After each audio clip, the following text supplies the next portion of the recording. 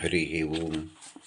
ಆಪಾದಮೌಳಿಪರ್ಯಂతం ಗುರೂಣಾಂ ಆಕೃತಿಂ ಸ್ಮರೇತ್ ತೇನ ವಿಘ್ನಾಃ ಪ್ರಣಶ್ಯಂತಿ ಸಿದ್ಧಂತಿ ಚ ಮನೋರಥಾಃ.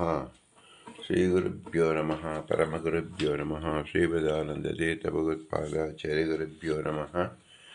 ಮನ್ಮನೋಭೀಷ್ಟವರದಂ ಸರ್ವಾಭೀಷ್ಟಫಲಪ್ರದಂ ಪುರಂದರಗುರುಂ ವಂದೇ ದಾಸಶಿಷ್ಟಂ ದಯಾನಿಧಿಂ ವಿದ್ಯಾ ವಿನಯ ಸಂಪನ್ನಂ ಶಾಂತಾದಿಗುಣಬ್ರಹ್ಮಿತಾನ್ ಸಶ್ಯಾಸ್ತ್ರ ಪ್ರವಚನಾಸಕ್ತಾನ್ ಇಳಮಿಲಾರ್ಯನ್ ಗುರುನ್ ಭಜೆ.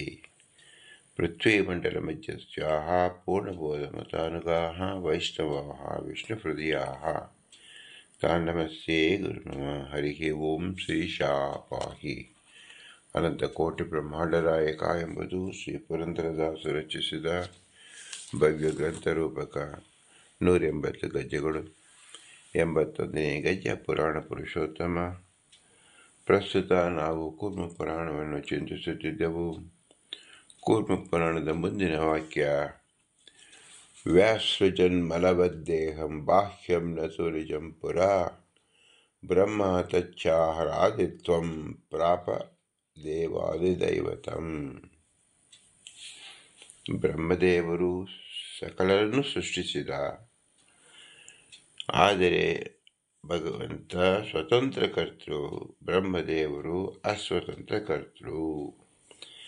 ಆದ್ದರಿಂದ ನನಗೇನು ತಿಳಿಯಬೇಕು? ಬ್ರಹ್ಮದೇವರಲ್ಲಿ ಭಗವಂತ ಸಾಕ್ಷಾತ್ ತಾನೇ ನಿಂತು ಸೃಷ್ಟಿ ಮಾಡಿಸಿದನು ಬ್ರಹ್ಮನ ಮೂಲಕವಾಗಿ ಎಂದು ತಿಳಿಯಬೇಕು.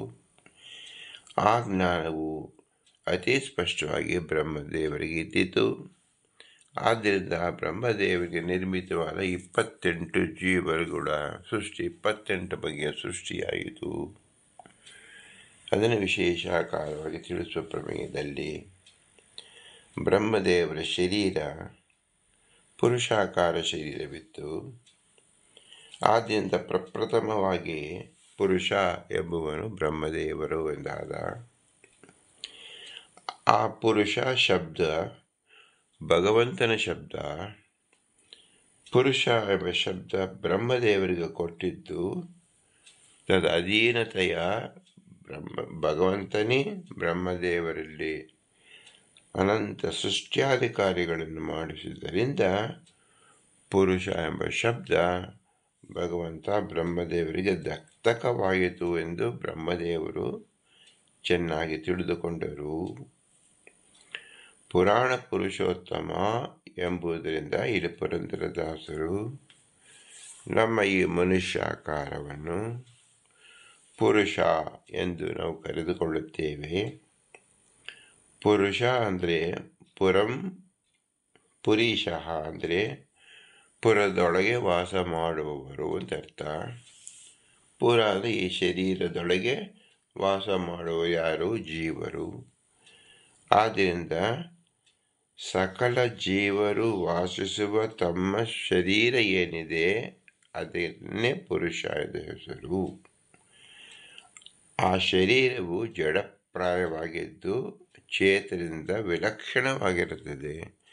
ಸಕಲ ಚೇತನಿಗೆ ಆಶ್ರಯವಾಗಿರುತ್ತದೆ. ಇದನ್ನು ತಿಳಿಸಲು ಬ್ರಹ್ಮದೇವರು ತಮ್ಮ ಶರೀರದಲ್ಲೇ ಯಾವ ವಿವಿಧ ರೀತಿಯ ಸೃಷ್ಟಿ ಆಯಿತು ಎಂಬುದನ್ನು ತಿಳಿಸುತ್ತಾರೆ. ಇದು ಭಾಗವತ 3ನೇ ಸ್ಕಂದದ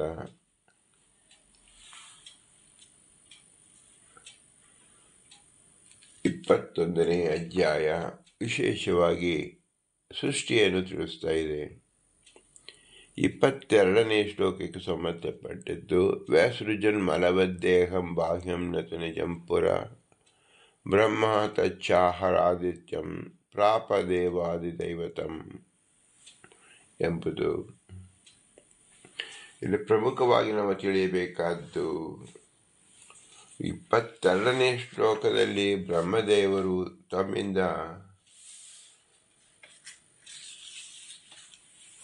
ಛಾಯಾ ಪ್ರಭಾ ಮುಂತಾದ ತಮ್ಮ ಬಾಹ್ಯ ಶರೀರವನ್ನು ಮಲವನ್ನು ವಿಸರ್ಜಿಸುವಂತೆ ವಿಸರ್ಜಿಸಿದರು ಹೊರತು ತಮ್ಮ ಶರೀರವನ್ನಲ್ಲ. ಬ್ರಹ್ಮದೇವರು ಪರಿಚಯಿಸಿದ ಶರೀರಗಳು ಹಗಲು ರಾತ್ರಿ ಸಂಜೆ ಇತ್ಯಾದಿಯಾಗಿ ಪ್ರಸಿದ್ಧವಾಯಿತು. ಆ ಶರೀರಗಳಿಗೆ ದೇವತೆಗಳು ಅಸುರರು ಮುಂತಾದವರು ಅಭಿಮಾನಿಗಳಾದರು ಎಂದು ಕೂರ್ಮ ಪುರಾಣ ತಿಳಿಸ್ತಾ ಇದೆ. ಸೃಷ್ಟಿಕರ್ತನಾದ ಬ್ರಹ್ಮದೇವರು ಹಗಲು ರಾತ್ರಿ ಸಂಜೆ ಮುಂತಾದವರು ಸೃಷ್ಟಿ ಮಾಡಿ ಅದಕ್ಕೆ ಅಭಿಮಾನಿಗಳಾದರು. ಆದ್ದರಿಂದ ಆ ದೇಹಗಳು ಬ್ರಹ್ಮದೇವರಿಗೆ ಬಾಹ್ಯ ಶರೀರವೆನಿಸುವುದು.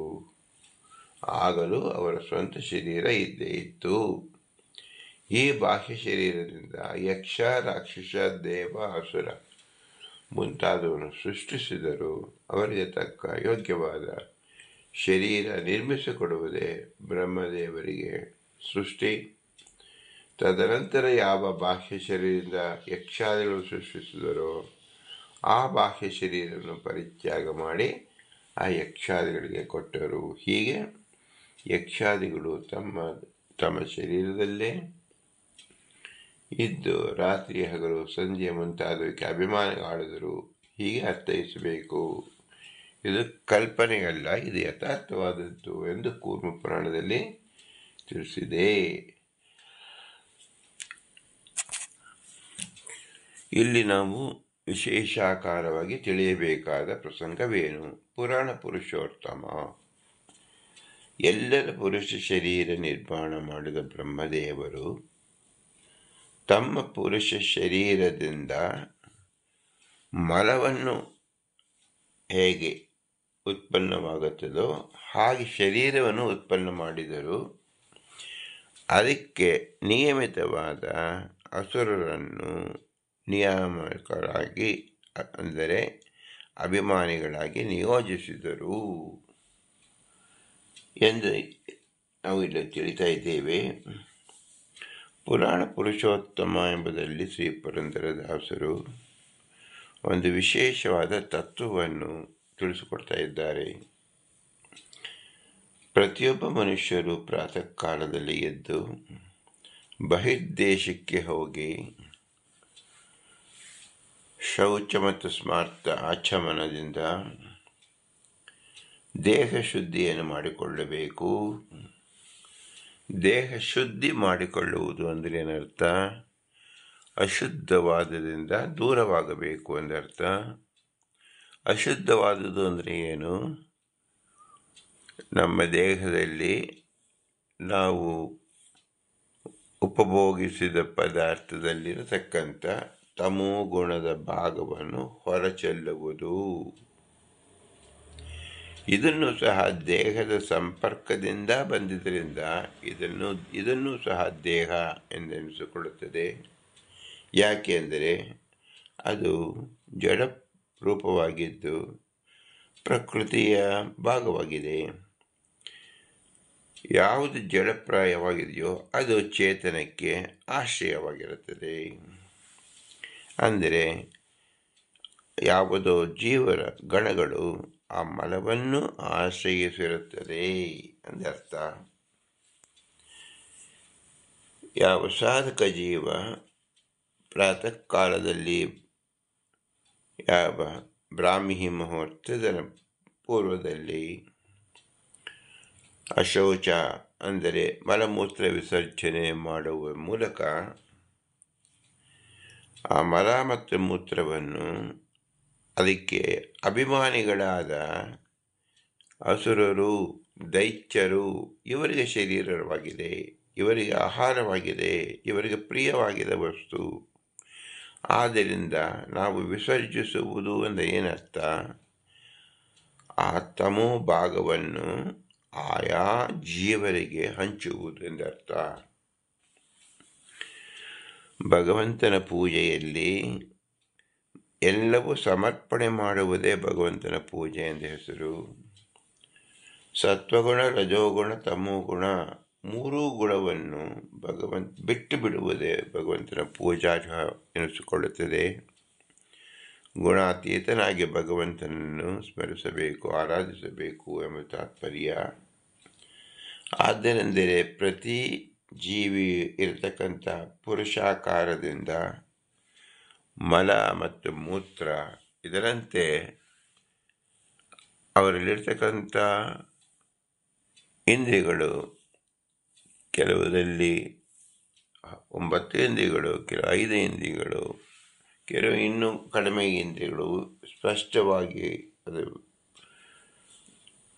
ದೈನಂದಿಕ ವ್ಯಾಪಾರಕ್ಕೋಸ್ಕರವಾಗಿ ವಿಕಾಸಿತವಾಗಿರುತ್ತದೋ ಆ ಇಂದ್ರಿಯ ಮೂಲಕ ಮಲವು ಹೊರಗೆ ಬರುತ್ತದೆ. ಉದಾಹರಣೆಗೆ ಕಣ್ಣಿನಿಂದಲೂ ಗೀಜು ಅಂತ ಹೇಳುತ್ತೇವೆ, ಇದೇ ತಮೋಭಾಗ. ಮೂಗಿನಿಂದಲೂ ಬರತಕ್ಕಂಥದ್ದು ತಮೋಭಾಗ. ಬಾಯಿನಿಂದಲೂ ಬರತಕ್ಕಂಥ ಜೊಲ್ಲು ಮತ್ತು ದುರ್ವಾಸನೆ ತಮೋಭಾಗ. ಕಿವಿಯಲ್ಲಿ ಹೊಕ್ಕ ಕೊಳೆ ಅದು ತಮೋಭಾಗ. ಇದರಂತೆ ದೇಹದ ಪೂರ್ತಿ ಬೆವರಾಗಿ ಹೊರಗೆ ಬರುವುದು ತಮೋಭಾಗ. ವಿಸರ್ಜನಾಂಗದಲ್ಲಿ ಮಲ ಮತ್ತು ಮೂತ್ರಗಳು ಹೊರಬರುವುದು ತಮೋಭಾಗ. ಇವೆಲ್ಲವನ್ನೂ ಸಾಹು ಮಲ ಎಂದ ಹೆಸರು. ಇದು ದೇಹದ ಸಂಬಂಧದಿಂದ ಹುಟ್ಟಿದ್ದಾದ್ದರಿಂದ ಇದನ್ನು ದೇಹದ ಭಾಗ ಎಂದೇ ನಾವು ತಿಳಿಯಬೇಕು. ಇದೆಲ್ಲವೂ ಜಡರೂಪವಾದದ್ದು. ಬ್ರಹ್ಮದೇವರು ಮೊಟ್ಟ ಮೊದಲಿಗೆ ಸೃಜವನ್ಮಲವದ್ದೇಹಂ ಬಾಹ್ಯಂ ನತು ನಿಜಂ ಪುರ, ತಮ್ಮ ಸ್ವಾಭಾವಿಕವಾದ ಮಹತ್ತತ್ವದಿಂದ ಉಂಟಾದ ಶರೀರವನ್ನು ಅವರು ಬಿಡುವುದಿಲ್ಲ. ಹೊರತಾಗಿ ಆ ಮಹತ್ತತ್ವದಲ್ಲಿ ಅಹಂಕಾರ ತತ್ವ, ತೇಜಸ್ತತ್ವ ಮತ್ತು ಪಂಚಭೂತಗಳಿಂದ ನಿರ್ಮಿತವಾದ ಸತ್ವಗುಣ, ರಜೋಗುಣ, ತಮೋಗುಣ ನಿಮಿತ್ತವಾದ ಅಂಶಗಳನ್ನು ಬ್ರಹ್ಮದೇವರು ಹೊರಗೆ ಹಾಕಿದರು ಎಂದರೆ ಆಯಾ ಅಸುರರಿಗೆ ಮತ್ತು ಯಕ್ಷ ರಾಕ್ಷಸರಿಗೆ ಅಭಿಮಾನಿಗಳಾದ ಶರೀರವನ್ನು ಸೃಷ್ಟಿಸಿದರು ಎಂದರ್ಥ. ಹಾಗೆ ನಮ್ಮ ಮಲವೂ ಸಹ ಅನೇಕ ಜೀವಗಣಗಳಿಗೆ ಇದು ಆಶ್ರಯವನ್ನು ಹೊಂದುತ್ತದೆ. ಉದಾಹರಣೆಗೆ ನಮ್ಮ ಒಂದು ತೊಟ್ಟು ರಕ್ತ, ವೀರ್ಯ ಅಥವಾ ಮೇಧಸ್ಸು ಅಥವಾ ಬೆವರು ಅಥವಾ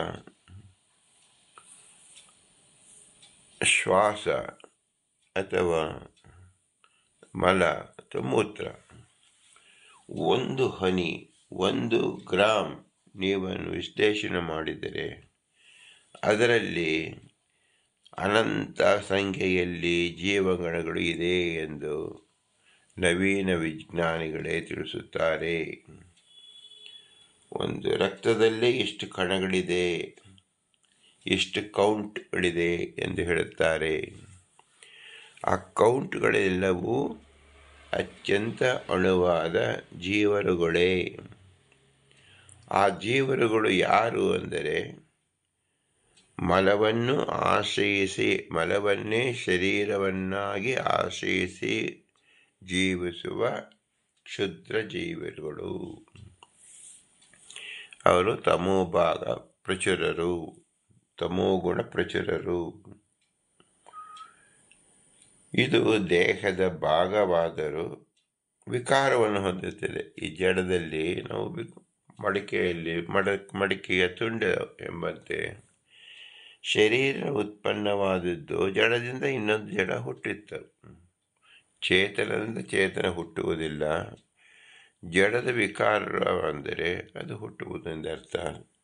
ಸಂಯೋಗದಿಂದ ಜಡದ ಅನಂತ ಪರಮಾಣುಗಳಿಂದ ವಿಕಾರ ಹೊಂದಿದ್ದೆ ಹುಟ್ಟಿತು ಎಂದರ್ಥ. ಹಾಗೆ ನಾವು ತಿನ್ನುವ ಪದಾರ್ಥಗಳ ಕಣಗಳು ತಮೋಗುಣ ಭಾಗದಲ್ಲಿ ಸೇರಿ ಅದು ಮಲರೂಪದಲ್ಲಿ ಹೊರಗೆ ಬರುತ್ತದೆ. ಇದನ್ನು ವಾಯುದೇವರು ಪಂಚರೂಪದಿಂದ ನಿಂತು ಪ್ರಾಣ, ಅಪಾನ, ವ್ಯಾನ, ಉದಾನ, ಸಮಾನ 5 ರೂಪದಲ್ಲಿ ನಿಂತು ಈ ಕಾರ್ಯನಿರ್ವಹಣೆ ಮಾಡುತ್ತಿದ್ದಾರೆ. ಮತ್ತು ತತ್ವಾಭಿಮಾನಿ ದೇವತೆಗಳು ಆಯಾ ಇಂದ್ರಿಯಗಳಲ್ಲಿ ನಿಂತು ಈ ಮಲವನ್ನು ಹೊರಗೆ ಹಾಕುತ್ತಿದ್ದಾರೆ. ನಾವು ವಾಯುದೇವರ ಈ ತತ್ವಾಭಿಮಾನಿ ದೇವತೆಗಳ ವ್ಯಾಪಾರವನ್ನು ಪ್ರತ್ಯಕ್ಷವಾಗಿ ತಿಳಿಯಲಾರದೆ ಅವರ ಕ್ಷಮ್ಯತೆ ಅಂದರೆ ಕಾರ್ಯದ ವಿಶೇಷತೆಯನ್ನು ತಿಳಿದುಕೊಳ್ಳಲು ಸಾಧ್ಯವಾಗುತ್ತಿಲ್ಲ. ಅದನ್ನು ಶಾಸ್ತ್ರದಿಂದಲೇ ನಾವು ತಿಳಿದುಕೊಳ್ಳಬೇಕು. ವಿಶೇಷಾಕಾರವಾಗಿ ಹರಿಕಥಾಮೃತ ಸಾರದಲ್ಲಿ ಇದನ್ನು ವಿಶೇಷವಾಗಿ ವರ್ಣಿಸಿದ್ದಾರೆ. ಅದು ಶಾಸ್ತ್ರ ಪ್ರಮೇಯಗಳೇ ಆಗಿದೆ. ಇದು ಮೂಲಭೂತವಾಗಿ ಭಾಗವತದಲ್ಲಿ ಬ್ರಹ್ಮದೇವರಿಂದ ಸೃಷ್ಟಿಯಾದದ್ದನ್ನು ಇಲ್ಲಿ ತಿಳಿಸುವ ಮೂಲಕ ಪುರುಷಾಕಾರದಿಂದ ಹೊರಬಂದ ಅನಂತ ಅಭಿಮಾನಿ ಜೀವರುಗಳು ಹಾಗೂ ಅವರ ಶರೀರಗಳನ್ನು ಇಲ್ಲಿ ಚಿಂತಿಸಿದಂತೆ ಆಗುತ್ತದೆ. ಪುರಾಣ ಪುರುಷೋತ್ತಮ ಎಂದು ಪುರಂದರದಾಸರು ಬ್ರಹ್ಮದೇವರ ಸೃಷ್ಟಿಯನ್ನು ಪ್ರತಿದಿನ ಪ್ರತಿ ಕ್ಷಣ ಪ್ರತಿ ಜೀವರು ನಾವು ನೆನೆಸಿಕೊಳ್ಳಬೇಕು. ಹೇಗೆ ಮಲೋತ್ಪತ್ತಿ, ಜಲೋತ್ಪತ್ತಿ, ಅನೇಕ ವಿಧವಾದ ಮಲಗಳು ಬ್ರಹ್ಮದೇವರಲ್ಲೂ ತಾವೇ ಹೊರಹಾಕಿದಾಗ ಅದರ ಅಭಿಮಾನಿಗಳಾಗಿ ಅಸುರರು, ರಾಕ್ಷಸರು ಅದನ್ನು ಆಶ್ರಯಿಸಿಕೊಂಡರು. ಅದನ್ನೇ ದೇಹವನ್ನಾಗಿ ಅವರು ಒಪ್ಪಿಕೊಂಡರು ಎಂದು ಭಾಗವತದಲ್ಲಿ ತಿಳಿಸಲ್ಪಟ್ಟಿದೆ. ಇದರಿಂದ ಮುಖ್ಯ ಪಾಠ ಪುರಂದರದಾಸರು ತಿಳಿಸುವುದೇನೆಂದರೆ, ನಾವು ಪ್ರತಿದಿನ ಮಲ ವಿಸರ್ಜನೆ ಮಾಡುವಾಗ ಮಲಕ್ಕೆ ಅಭಿಮಾನಿಯಾದ ಕಲ್ಯಾದ ದೈತ್ಯರಿಗೆ ಇದನ್ನು ಒಪ್ಪಿಸತಕ್ಕದ್ದು. ಮೂತ್ರಕ್ಕೆ ಅಭಿಮಾನಿಗಳಾಗಿ ತಮ್ಮ ಶರೀರವನ್ನಾಗಿ ಉಳ್ಳತಕ್ಕಂಥ ಜಲಚರಗಳಾಗಿರತಕ್ಕಂಥ ಅನೇಕ ಜೀವರುಗಳ ದುಷ್ಟ ಜೀವರುಗಳು, ಅವರು ಸಹ ತಮೋ ಜೀವರುಗಳೇ. ಆ ಜೀವರಿಗೆ ಒಪ್ಪಿಸತಕ್ಕದ್ದು. ಅದರಂತೆ ನವದ್ವಾರದಲ್ಲೂ ಸಹ ಉಳಿದ 7 ದ್ವಾರದಲ್ಲೂ ಸಹ ಹೊರಬರುವ ತಮೋ ಗುಣವನ್ನು, ಮಲವನ್ನು ಆಯಾ ಅಸುರ ಜೀವರಿಗೆ ಒಪ್ಪಿಸತಕ್ಕದ್ದೇ ಆಗಿದೆ. ನಾವು ಹೀಗೆ ಅಸುರ ಜೀವರಿಗೆ ಒಪ್ಪಿಸಿದಾಗ ಇದು ಭಗವಂತನ ಪೂಜೆ ಎನಿಸಿಕೊಳ್ಳುತ್ತದೆ. ಹೇಗೆ ಒಂದು ದೇವರ ಮನೆಯನ್ನು ಸಾರಿಸುವಾಗ ಅದನ್ನು ಗುಡಿಸಿ ಸಾರಿಸಿ ಜಲಮಯವನ್ನಾಗಿ ಮಾಡಿ ಹಸುವಿನ ಗಂಜಲ ಮತ್ತು ಗೋಮಯದಿಂದ ಶುದ್ಧಿ ಮಾಡುತ್ತೇವೆ. ಈ ಗೋಮಯದಿಂದ ಶುದ್ಧಿ ಮಾಡುವುದೆಂದರೆ ಏನರ್ಥ? ಅಲ್ಲಿರತಕ್ಕಂಥ ಅನೇಕ ಅನಿಷ್ಟ ಅಂದರೆ ತಮೋಗುಣದ ಜೀವರಗಳಿಗೆ ಆಶ್ರಯವಾದ ಶರೀರಗಳನ್ನು ಹೊಂದಿರುವ ದುಷ್ಟ ಜಂತುಗಳನ್ನು ಹೊರಗೆ ಹಾಕುವುದು ಎಂದರ್ಥ. ಶುದ್ಧಿ ಮಾಡುವುದು ಅಂದರೆ ಏನರ್ಥ? ತಮೋಗುಣದಲ್ಲಿ ಪ್ರಚುರವಾದ ದೇಹವನ್ನು ಉಳ್ಳಂಥ ಮಲವನ್ನು ಹೊರಗೆ ಹಾಕುವುದು. ಅದಕ್ಕೆ ಅಭಿಮಾನಿಗಳಾದ ಅಸುರರನ್ನು ಹೊರಗೆ ಹಾಕುವುದು ಎಂದರ್ಥ. ಅದರಂತೆ ನಮ್ಮ ಶರೀರದಲ್ಲಿಯೂ ಸಹ ತಮೋಗುಣದಿಂದ ಉತ್ಪನ್ನವಾದ ಮಲವನ್ನು ಹೊರಗೆ ಹಾಕುವುದರಿಂದ ನಮ್ಮ ದೇಹ ಶುಚಿರ್ಭೂತವಾಯಿತು ಎಂದು ತಿಳಿಯಬೇಕು. ಎಲ್ಲಿಯ ತನಕ ನಾವು ನಮ್ಮ ಶರೀರದಲ್ಲೇ ಉತ್ಪನ್ನವಾದ ಮಲವನ್ನು ಭಗವಂತನ ಪೂಜೆಗೋಸ್ಕರವಾಗಿ ಅಸುರಿಗೆ ಸಮರ್ಪಿಸುತ್ತಿದ್ದೇನೆ ಎಂಬ ಅನುಸಂಧಾನ ಬರುವುದಿಲ್ಲವೋ ಅಲ್ಲಿಯ ತನಕವೂ ನಿಮ್ಮ ಶುದ್ಧಿ, ಮಾನಸಿಕ ಶುದ್ಧಿ, ದೈಹಿಕ ಶುದ್ಧಿ, ವಾಚನಿಕ ಶುದ್ಧಿ ಲಭಿಸಲಾರದು. ಈ ಅತ್ಯಂತ ಮಹತ್ವವಾದ ವಿಷಯವನ್ನು ಶ್ರೀ ಪುರಂದರದಾಸರು ಪುರಾಣ ಪುರುಷೋತ್ತಮ ಎಂಬ ಭಾಗದಿಂದ ನಮ್ಮ ದೈನಂದಿಕ ಜೀವನದಲ್ಲಿ ಪ್ರತಿದಿನವೂ ಪ್ರತಿ ಕ್ಷಣವೂ ಮಲವನ್ನು ಹೊರಗಡೆ ಹಾಕಿ ನಿರ್ಮಲರಾಗತಕ್ಕಂಥ ಶುಭವನ್ನು ಹೊಂದುವ, ಶುದ್ಧತೆಯನ್ನು ಹೊಂದುವ ಮಾರ್ಗವನ್ನು ತೋರಿಸುತ್ತಿದ್ದಾರೆ. ಅದು ಬ್ರಹ್ಮದೇವರ ಸೃಷ್ಟಿ. ಆದಿ ಸೃಷ್ಟಿಯಲ್ಲಿ ಯಾವ ರೀತಿಯಲ್ಲಿ 3 ವಿಧ ಜೀವರು ಅವರಿಗೆ ಯೋಗ್ಯವಾದ ಶರೀರ ಉತ್ಪನ್ನವಾಯಿತು ಎಂಬುದರ ಇತಿಹಾಸ ಮೂಲಕ. ಆದ್ದರಿಂದ ನಾವು 84 ಲಕ್ಷ ಯೋನಿಗಳಲ್ಲಿ ಚಲಿಸಿದ್ದರಿಂದ ಆಯಾ ಯೋನಿಗಳಿಗೆ ತಕ್ಕವಾದ ಶರೀರಗಳನ್ನು ಭಗವಂತ ಆಯಾ ಜಾಗದೇಶದಲ್ಲೇ ನಮಗೆ ನಿರ್ಮಿಸಿಕೊಡುತ್ತಾನೆ. ಅದು ಮನುಷ್ಯ ಶರೀರದಲ್ಲಿದ್ದಾಗ ನವದ್ವಾರದಿಂದ ಬಂದ ಮಲರೂಪವೂ ಆಗಿರುತ್ತದೆ. ಇದನ್ನು ನಾವು ಚಿಂತಿಸಿದಾಗ ಮನುಷ್ಯನಾಗಿ ಹುಟ್ಟಿದ್ದು ಎಷ್ಟು ಜನ್ಮದ ಸಾರ್ಥಕ್ಯದಿಂದ, ಭಗವಂತನ ವಿಶೇಷವಾದ ಅನುಗ್ರಹದಿಂದ ಮನುಷ್ಯನಾಗಿ ಹುಟ್ಟಿದ್ದೇವೆ. ಮನುಷ್ಯನಾಗಿ ಹುಟ್ಟಿದ್ದರಿಂದ ಈ ಮಲವನ್ನು ಮಲಕ್ಕೆ ಅಧಿಕಾರಿಗಳಾದ, ಅವರಿಗೆ ಅಭಿಮಾನಿಗಳಾದ ದೈತ್ಯರಿಗೆ, ಅಸುರರಿಗೆ ನಾವು ಹಂಚುತ್ತಿದ್ದೇವೆ. ತನ್ಮೂಲಕ ಶುದ್ಧಿಯಾಗುತ್ತೇವೆ ಎಂಬ ಪ್ರಜ್ಞೆ ಮನುಷ್ಯರಿಗೆ ಮಾತ್ರ ಬರುವುದು. ಇದು ಮಾನವತಾ ಧರ್ಮದ ವಿಶೇಷವಾದ ಸಂಪತ್ತಾಗಿದೆ. ಇದನ್ನೇ ಶ್ರೀ ಪುರಂದರದಾಸರು ಹೇಳಿರುವುದು, ಮಾನವ ಜನ್ಮ ದೊಡ್ಡದೋ ಅದನ್ನು ಹಾನಿ ಮಾಡಿಕೊಳ್ಳಬಲ್ಲಿರೋ ಹುಚ್ಚಪ್ಪಗಳಿರ. ನಾವು ಕೇವಲ ಜಲದಿಂದ ಶುದ್ಧಿಯನ್ನು ಹೊಂದುವುದಿಲ್ಲ, ಸಪ್ತಮುದ್ರದಿಂದ ಶುದ್ಧಿಯನ್ನು ಹೊಂದುವುದಿಲ್ಲ, ಅಥವಾ ಸೂರ್ಯನ ಪ್ರತಾಪದಲ್ಲಿ ಹೊರಗಡೆ ನಿಂತರೆ ಶುದ್ಧಿಯನ್ನು ಹೊಂದುವುದಿಲ್ಲ ಎಂದು ನಾವು ನಮ್ಮ ಶರೀರದಲ್ಲೇ ಉತ್ಪನ್ನವಾಗ ಮಲರೂಪವಾದ ತಾಮಸ ಗುಣವಾದ ಮಲವನ್ನು ಆಯಾ ಜೀವರುಗಳಿಗೆ ಒಪ್ಪಿಸುತ್ತಿದ್ದೇವೆ. ಇದು ಬ್ರಹ್ಮದ ಸೃಷ್ಟಿಯ ಸಂಕೇತ.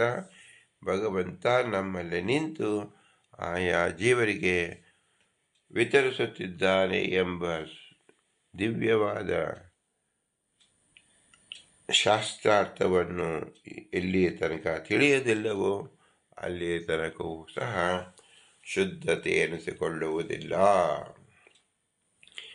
ವೇದ ಮಂತ್ರ ಪಠಿಸಿದರೂ ವೇದ ಮಂತ್ರದ ಅರ್ಥ ತಿಳಿಯದಿದ್ದರೆ ಅದು ಕೇವಲ ಶಬ್ದಮಯವಾಗಿದ್ದು ಅಪಾರ್ಥವಾಗುತ್ತದೆ. ಆ ನಿಜವಾದ ಅರ್ಥ ದೇವತೆಗಳಿಗೆ ತಿಳಿಯುತ್ತದೆ. ಅರ್ಥ ತಿಳಿದು ಆ ವೇದ ಮಂತ್ರವನ್ನು ನುಡಿದಾಗ ಅದರ ಶಕ್ತಿ ಪ್ರಕಾಶಮಯವಾಗಿ ನಮಗೆ ಭಗವಂತನನ್ನು ಕಾಣುವ ದಾರಿದೀಪವಾಗುತ್ತದೆ. ಇಲ್ಲದಿದ್ದರೆ ಇಂದ್ರಿಯಗಳಿಗೆ ಕಟುವಾಗಿ ಕೇಳಿಸುತ್ತಾ ಇಂದ್ರಿಯಗಳಿಗೆ ನಿತ್ರಾಣವಾಗುವಂತೆ ಮಾಡುತ್ತದೆ. ಅಂದರೆ ಬಳಲು ದೇಹ ಬಳಲಿಕೆಯಾಗುತ್ತದೆ. ಆದ್ದರಿಂದ ಶಾಸ್ತ್ರದಲ್ಲಿ ಹೇಳಿರುವುದು ಅನುಸಂಧಾನರಾಹಿತ್ಯಂ ವ್ಯರ್ಥಮೇವ ಹಿ ಕೇವಲಂ. ಈ ವಿಶೇಷ ಅನುಸಂಧಾನವನ್ನು ನಾವು ಇಟ್ಟುಕೊಳ್ಳಲಾರದೆ ಏನೇ ಅತ್ಯಂತ ಪ್ರಮುಖವಾದ ಪ್ರಬುದ್ಧವಾದ ಕೆಲಸಗಳನ್ನು ಮಾಡಿದರೂ ಅದು ಕಾಯಿಕ ಶ್ರಮವೇ ಕಷ್ಟಪಟ್ಟು ಮಾಡಿದ ಕೆಲಸವಾಗುತ್ತದೆ ಹೊರತು ಅದರಿಂದ ಫಲ ಎಂಬುದು ಬರುವುದಿಲ್ಲ. ಫಲ ಅಂದ್ರೇನು? ಶುದ್ಧ ಜ್ಞಾನವು ಉಂಟಾಗುವುದಿಲ್ಲ ಎಂಬುದು ಮುಖ್ಯ ತಾತ್ಪರ್ಯ. ಇದನ್ನು ಮಾರ್ಮಿಕವಾಗಿ ವ್ಯಾಸೃಜನ್ ಮಲವದ್ದೇಹಂ ಬಾಹ್ಯಂ ನತು ನಿಜಂ ಪುರ ಬ್ರಹ್ಮ ತಚ್ಚಾಹ್ರಾದಿತ್ವಂ ಪ್ರಾಪದೇವಾದಿ ದೈವತಂ. ಬ್ರಹ್ಮದೇವರು ತಮ್ಮಲ್ಲಿ ಮಲದಂತೆ ಉತ್ಪನ್ನವಾದ ತಾಮಸ ತಮೋಗುಣದ ವಿಕಾರದ ಭಾಗವನ್ನು ಅಸುರರಿಗೆ ಹಂಚಿದರು. ಅದು ಸಂಧ್ಯಾ ದೇವತೆ ಅಂದರೆ ರಾತ್ರಿಯ ದೇವತೆ. ದೇವತೆ ರಾತ್ರಿಯಲ್ಲಿ ದೈತ್ಯರಿದ್ದಾರೆ. ಅವರಲ್ಲಿ ದೇವತೆ ಅಂದರೆ ದೀನಾ ದೇವತೆ ಎಂಬ ಶಬ್ದ ಇದೆ. ನಮಗೆ ಬೇಕು ಎಂಬತಕ್ಕಂಥ ಶಬ್ದದಿಂದಲೂ ಸಹ ಅಸುರರನ್ನು ತಮೋ ಜನರನ್ನು ದೇವತೆ ಅಂತ ಹೆಸರಿಡುವುದು ಉಂಟು. ಆಯಾ ಜೀವರಿಗೆ ಶರೀರವನ್ನು ಬ್ರಹ್ಮದೇವರು ಕೊಟ್ಟನು.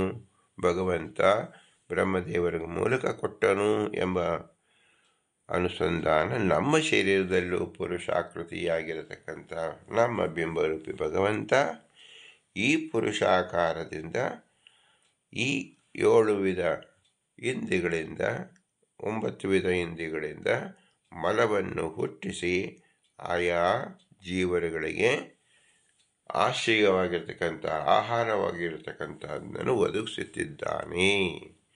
ಇದು ನಮ್ಮ ದೇಹದ ಶುದ್ಧತೆಯನ್ನು ತರಿಸಿಕೊಳ್ಳತಕ್ಕಂಥ ಕ್ರಮವಾಗಿದೆ. ಇದು ಮಾಡತಕ್ಕಂಥವನು ಯಾರು? ಪುರುಷೋತ್ತಮ, ಅಂದರೆ ನಮ್ಮ ಬಿಂಬರೂಪಿ ಭಗವಂತ. ಬಿಂಬನ ಪ್ರಕ್ರಿಯೆ ಎಷ್ಟು ಮಹತ್ವವಾಗಿದೆ ತಿಳಿಯಿರಿ. ನಾವು ದೇಶವನ್ನೇ ಶುದ್ಧಿ ಮಾಡಲು ಹೊರಟರೆ ನಮ್ಮ ದೇಹದ ಶುದ್ಧಿ ಹೇಗಾದೀತು? ನಮ್ಮ ದೇಹದ ಶುದ್ಧಿ ಆಗುವುದೇ ಆದ್ದರಿಂದ ಕೇವಲ ನಮ್ಮ ಬಿಂಬೋಪಾಸನೆಯಿಂದ ಬಿಂಬನಿಂದ ನಡೆಯುತ್ತಿರುವ ಈ ಕೃತಿ ಬ್ರಹ್ಮದೇವರ ಸೃಷ್ಟಿಯ ಮೂಲಕ ಭಾಗವತದಲ್ಲಿ ವೇದವ್ಯಾಸರು ತಿಳಿಸಿಕೊಟ್ಟಿದ್ದಾರೆ. ಅದನ್ನು ಪುರಾಣ ಪುರುಷೋತ್ತಮ ಎಂಬ ಶಬ್ದದಿಂದ ಪುರಂದರದಾಸರು ನಮಗೆ ತಿಳಿಸಿಕೊಟ್ಟಿದ್ದಾರೆ.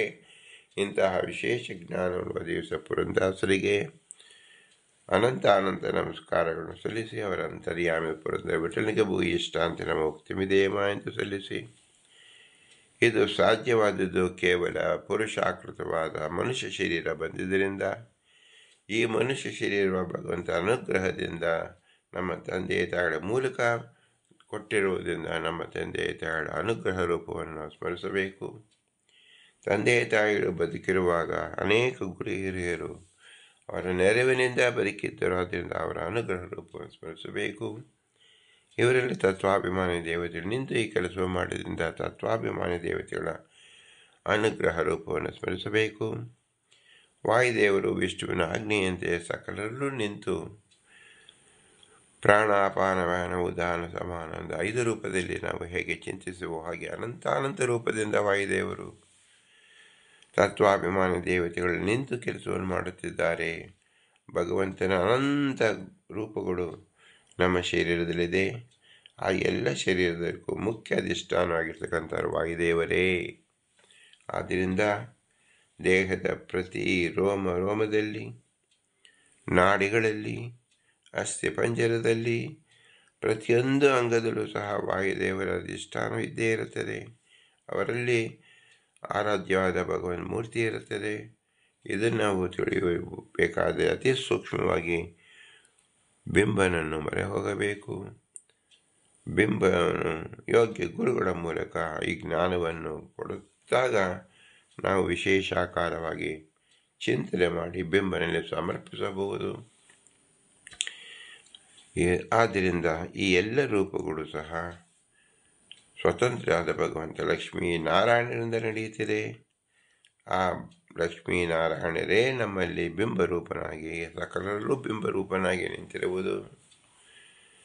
ನಾವು ಎಲ್ಲಿಯ ತನಕ ಬಿಂಬೋಪಾಸನೆಯನ್ನು ಬಿಂಬನನ್ನು ತಿಳಿದುಕೊಳ್ಳುವುದಿಲ್ಲವೋ, ಬೆಟ್ಟಕ್ಕೆ ನಾವು ಹೊತ್ತುಕೊಂಡು ಹೋಗಿ ನೀರನ್ನು ಸುರಿದಂತೆ ಆ ಬೆಟ್ಟ ಎಂದು ನೀರು ಕುಡಿಯುವುದಿಲ್ಲ, ನಮ್ಮ ಶ್ರಮವೆಂದು ಸಾರ್ಥಕವಾಗುವುದಿಲ್ಲ.